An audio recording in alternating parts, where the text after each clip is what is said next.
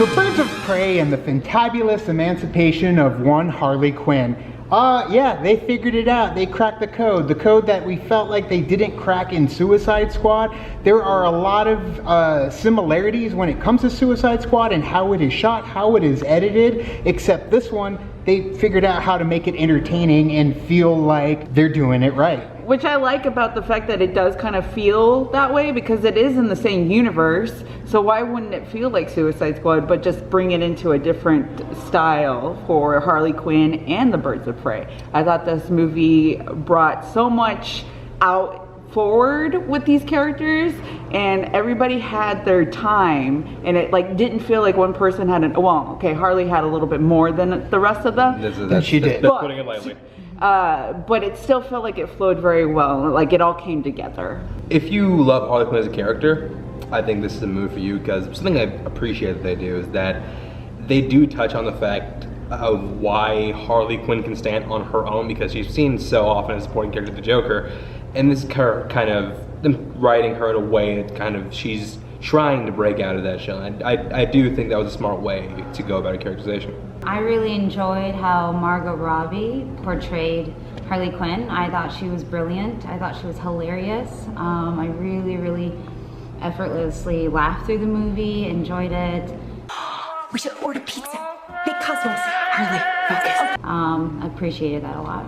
And it's funny because there was a group of kids in the theater as well. Their parents brought them, or they snuck in. I think their parents brought them, but they were busting up laughing at everything. The moments were, oh man, they were the ones that were very vocal, and it didn't come across like annoying, like they were responding to the movie. So it feels like, yeah, this movie, it is kind of built for the kids still, but yet it's laced in vulgarities and violence of the highest degree. So I don't recommend bringing your kids depending on their if they're maturity. Yeah. But even then, if they came out with a PG-13 version, the kids would eat it up like crazy.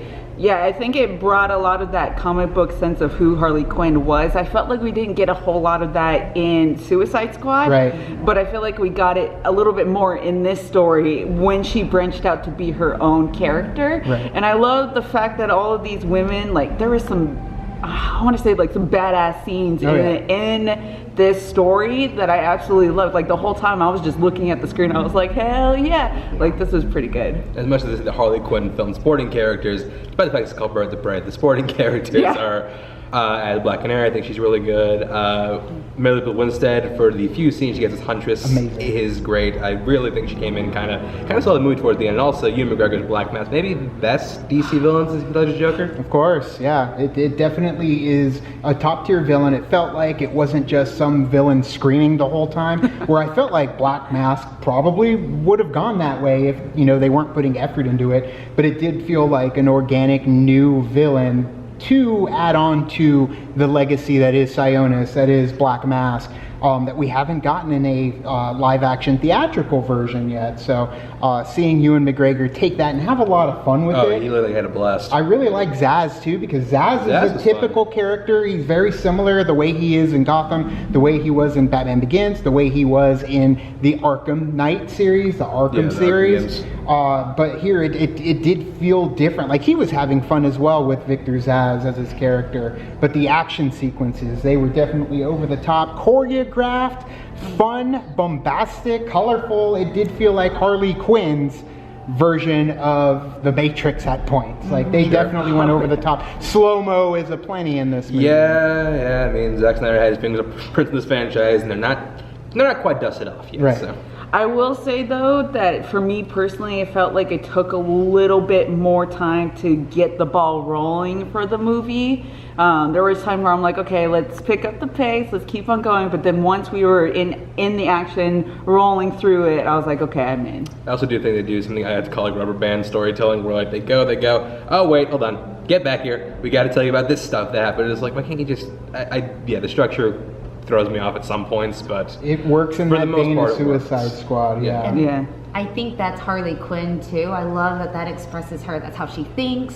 Yep. That's how she is. So it's true. That's how she's going to portray the movie. So it's like, ooh, okay, backstab. Ooh, she said too much. Oh, we're vomit. Let's go back.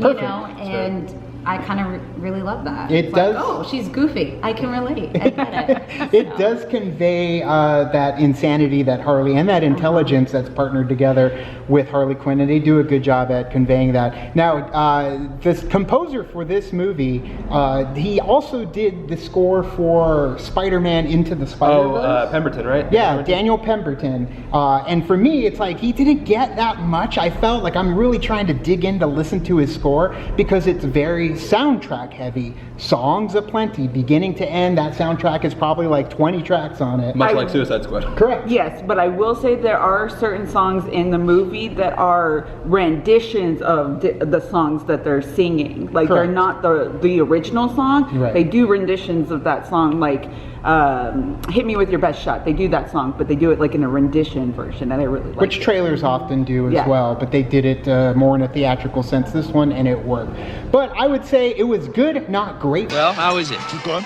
Is it good or is it great? Good. For me, I enjoyed it. I had a lot of fun, but for a movie that I'm going to put at like the max stars, this one was entertaining, and I enjoyed it, and I did enjoy it a lot more than Suicide Squad. And it's worth checking out if you are invested any way whatsoever with the DC universe. I thought it was great as well, not like over like amazing, but I thought it was great, and it's a good starting point to go forward. By with a her lot of going stuff. that way, she lowered mine lower. She's like, "Ah, that's good and great and amazing." It's like, now I like it less than everybody.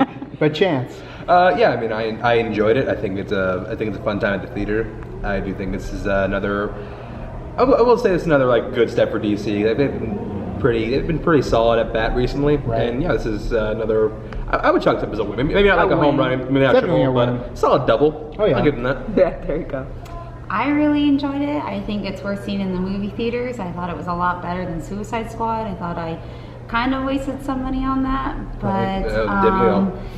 yeah, I really enjoyed it. I thought it was great. I love it when a movie has women and they're not damsels in distress. So Kicking ass. I'm for that. So yeah. I will say that I would stay till after the credits. Yeah. You do get a little something, not Just a enough, but just like a little something that is it's very Harley Quinn. But thank you guys for watching our non-spoiler review for, here we go again, Birds of Prey and the Fantabulous Emancipation of One Harley Quinn. You nailed it. I got it. There we go. Boom. Nailed it. You guys can like and subscribe. And did the thing on our Facebook, Twitter, Tumblr, Instagram, start. All the social networking gin joints, you know where they are. Kicking the party, fuel the party, keep the party going on our Patreon, gets the party where it needs to go. Guys, this is Alex. That's Vanessa's sister. That's my sister. That's her sister. You're going to be seeing her on the channel in the future as well. Check out her Instagram. You can find the link to that down in the description below. And Chance, here we go. Oh boy. Go.